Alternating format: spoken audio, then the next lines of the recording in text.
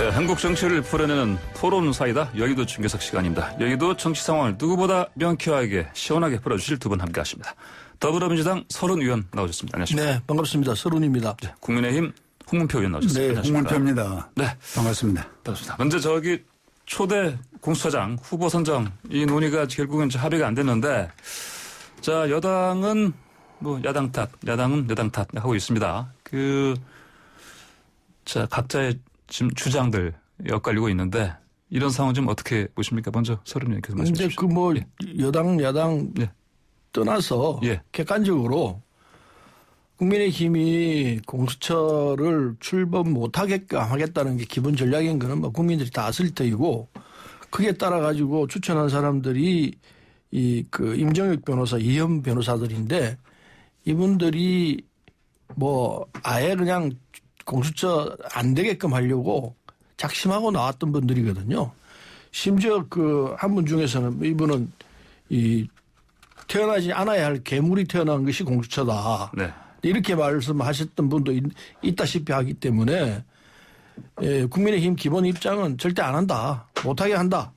이겁니다. 네. 그래서 지금 이 상황에 온 것은 국민의힘 때문에 이렇다라는 것은 누구나 다 아는 사실이고, 여기까지 오면은 국민의힘이 갖고 있는 기본 입장은 절대 어떻게 하든지 공수처 출범 못하게 하겠다.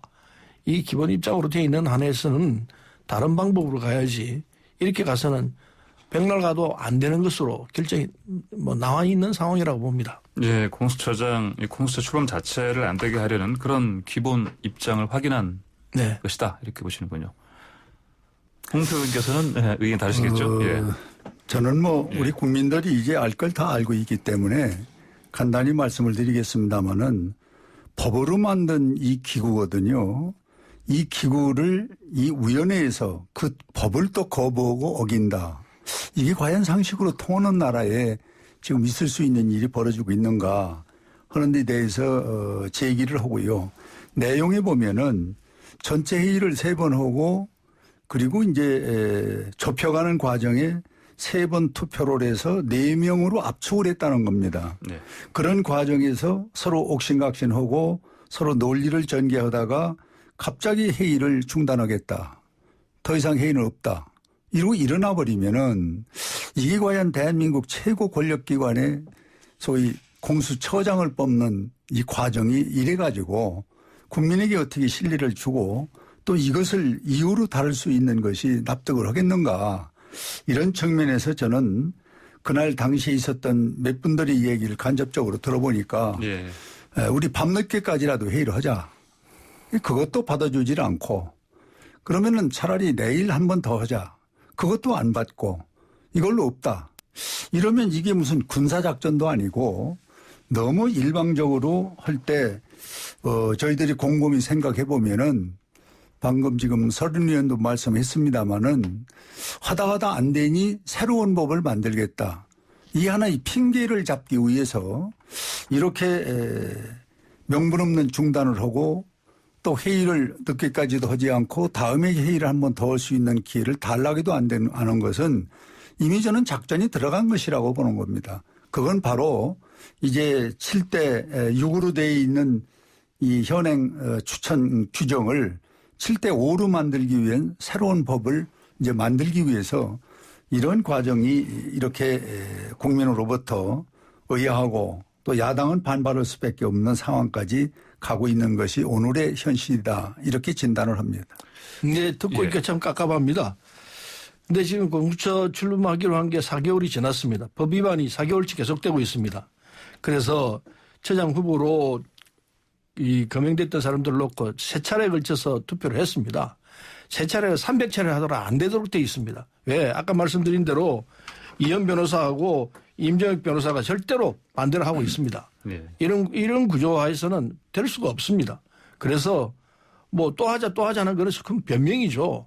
처음부터 국민의힘 계획은 이거 공수처는 어떻게 하든 출범 안 시켜야 되는데 그 전략 중에 하나가 지연 시키자. 이거거든요. 그래서 그게 눈에 흔히 보이고 국민들 다 알고 있는 사실이기 때문에 이제는 더 이상 안 된다. 이런 지연 작전에 여당이 질질 끌려가서는 안 되고 단호하게 상황을 정리하고 공수처를 출범시키도록 해야 한다.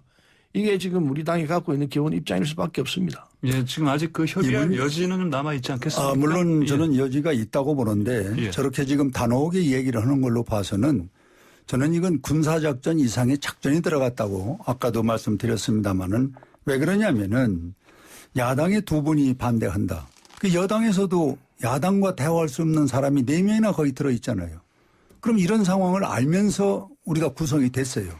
그러면 이건 절충과 대화가 필요한 겁니다. 또 시간이 필요한 거고 이거를 마치 몇 번 회의를 해서 안 됐다고 그래서 새로운 법을 준비해서 이미 내놓고 또 새로운 법으로 밀어붙이겠다. 이러면 이건 겁을 주는 것도 아니고 이렇게 나라를 통치해서 이게 과연 우리 국민들이 편안한 나라가 되겠어요 이게.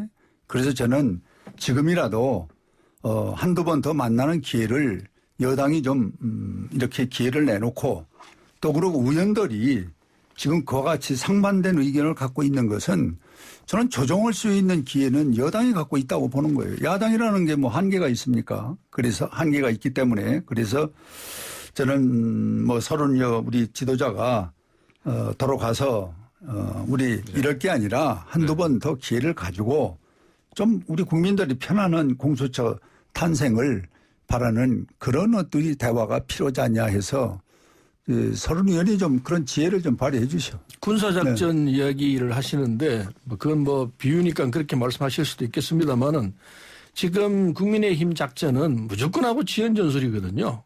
그래서 어떤 이유로 붙이든지 간에 또 하고 이렇게 하자는 거 이거 다 알고 있는 사실이기 때문에 이것은 더 이상 이게 그 뻔히 아는 내용을 가지고 또 하겠다라는 것은 어리석은 짓에 지나지 않는다고 봅니다. 군사작전이 아니라 여당이 더 이상 이렇게 어리석은 이 야당의 전술에 말려 들어가서 그냥 말씀하신 대로 또 논의하자 한다면은 그 시간만 낭비하는 것이고 결국 결과가 뻔히 나와 있는데 그걸 다시 하겠다면은 국민으로부터 우리가 지탄을 받을 거라 생각합니다. 그렇게 어리석냐 이 얘기 나올 수밖에 없기 때문에 이제는 우리가 말 그대로 참을 만큼 참았습니다. 기회를 얼마든지 줬습니다. 한두 번이 아닙니다. 3번, 4번 줘도 안 되는 거는 뭐 구조적으로 안 되게 돼 있으니까 이제는 결정을 하고 넘어가야 할 때이기 때문에 대단히 죄송합니다만은 이 존경하는 홍 의원님께서 당에 가셔서 이제 더 이상 소위 말해 장난치지 말고 솔직히 하자. 우리는 반대니까 니들 알아서 해라. 이렇게 하는 것이 정말 이건 양심의 그 가책이 안 되는 이런 경우에 일일 거라 생각을 합니다. 예. 자, 그러면 뭐 차라리 공수처를 네. 제 생각 같아서 저렇게 네. 완강하다면은 네. 공수처를 뭐 우리 민주당 공수처로 바꿔갖고 거기서 했어요. 뭐 이걸 뭐 야당하고 협의합니까? 협의가 안 된다고 전제를 붙여놓으면은 어떤 회의도 안 되는 겁니다. 이걸 할 수 있는 노력을 좀 지혜를 끌어내려고 이 시간에 우리가 만난 거지 이거는 안 된다는 전제를 깔고 이야기를 하면은 뭐 오늘 우리가 대담할 필요가 뭐가 있습니까? 공수처장 후보 추천위원을 또 얼마나 끌었습니까? 시작부터. 아니죠. 그래서 법으로 우리가 하겠다고 하니까 그때서 부랴부랴 두 사람 내놓고 지금 와서 또 이렇게 끌고 나가는데. 처장 문제는 지금 20일도 안 된 거예요. 그냥 지금은 공수처 자체의 구성 그 소리 문제는 할 논의가 때가 아니죠. 있었지만은. 이건 국민 앞에 그냥 기만하는 거죠. 네, 자 여의도 중계석 네 지금 서른 더불어민주당 의원 홍문표 국민의힘 의원과 함께하고 있습니다. 자 공수처 차장 문제는 이만큼 하고요. 그 다음에 이제 어제 전세난 대책 관련해서 홍남기 경제부총리가 발표했습니다. 그 간단하게 보면 앞으로 2년 동안 전세 인한 그를 뭐 해결할 그 방안으로 11만 4천호를 공급한다. 이게 빼던데요. 자 이게 어떻게 이걸 통해서 전세난 좀 해소가 되겠습니까? 어떻게 보십니까? 먼저 홍표 의원께서 야당에서 공격을 좀 하십시오. 제가 방어할게요. 예. 이건 뭐 방어 공격 이전에 네. 이 국민들이 뭐 우리보다 더 잘 알고 있기 때문에 이 지금 11만 4천호 그전에 11만 3천호 또 그 행정수도 세종으로 옮긴다고 그래서 내놨던 그 대안. 네. 그거는 지금 어디로 갔어요? 그리고 지금 이걸 뭐 일부 좀 조사를 해보니까 서울에는 지금 뭐 다 뒤져서 찾아도 한 2천호 이렇게 된다고 그러는데 네. 그 나머지 이 한 9천여 호는 어디서 어떻게 한다는 대안은 없고 그냥 뭉뚱그려 가지고 11만 4천 호 다 모아서 이 주택 문제 해결하겠다. 그럼 그 먼저 또 홍남기나 이 건설교통부 장관이 발표했던 11만 3천 호는 어디 갔고 지금 이게 선언적으로만 내만 놓고 하나 대책이 없어요. 구체적인 걸 보면은. 이렇게 국민을 자꾸 우롱하고 현혹하니까 이 주택 문제는 이제는 서울의 문제가 아니라 전국 대한민국의 주택 문제로 번져 있는 것은 정부의 주택 실패가 24번의 정책을 발표했지만 하나도 들어맞지 않고 도리어 그것이 공업풍선같이 부풀리는 그런 작용이 됐기 때문에 우리 서울 시민이나 우리 국민들이 주택 문제만 나오면은 고개를 절렁절렁 내두르는 겁니다. 이래서 저는 지금이라도 좀 늦지 않았다고 봅니다. 우리 형편이 코로나에다가 여러 가지 어려운 경제가 누적돼서 주택 문제가 여기까지 왔다면은 이제 주택 문제는 정부가 발표할 게 아니라 우리 주택 전문가들이 많습니다. 전문가를 구성해서 그들이 정부의 정책을 진단해보고 또 실수요자의 이야기를 듣고 이렇게 해서 필요한 소위 주택의 매뉴얼을 짜서 국민에게 이야기를 하고 설득을 시켜야지 정부 발표를 지금 믿는 사람이 누가 있습니까? 24번의 실패를 뭘로 지금 이야기를 해서 해결하겠어요.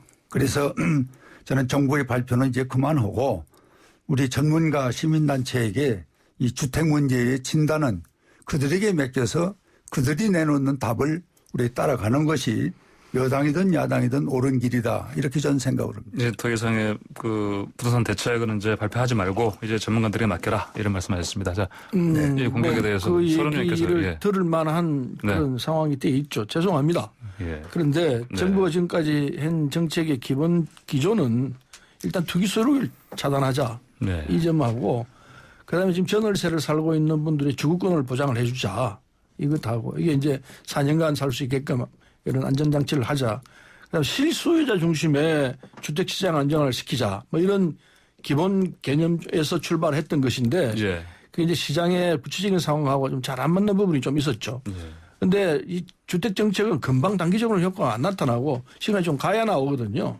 그런 측면을 좀 봐야 되는데 어제 홍남기 부총리가 긴급 처방으로 또 내놨습니다. 11만 4천 호를 이 임대주택을 내겠다 이렇게 했고 그 내용을 보면은 수도권에서 7만 가구입니다. 그중에 서울이 한 절반 가까이 되면 3만 5천 가구가 이 임대주택을 공급하겠다 서울에다가 이 입장인데 그럼 어떻게 할 것이냐. 아까 아무 내용이 없다고 그러는데 꼭 그렇지는 않습니다.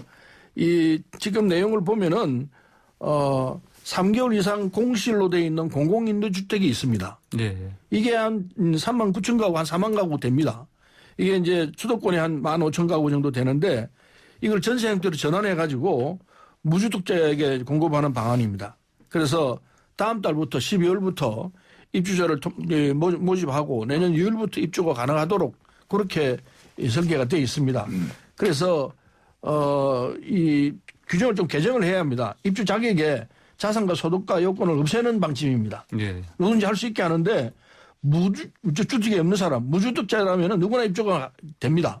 그래서 그렇게 되는데 이제 경쟁이 생기게 되면은 소득이 낮은 사람부터 또 장애가 있는 사람부터 이렇게 하도록 되어 있기 때문에 이 정도면은 내년 12월 달부터는 조금 풀릴 거 아닌가. 2월 달 되면은 확실히 풀리는 상황이 올 것이다 이렇게 보고 있습니다.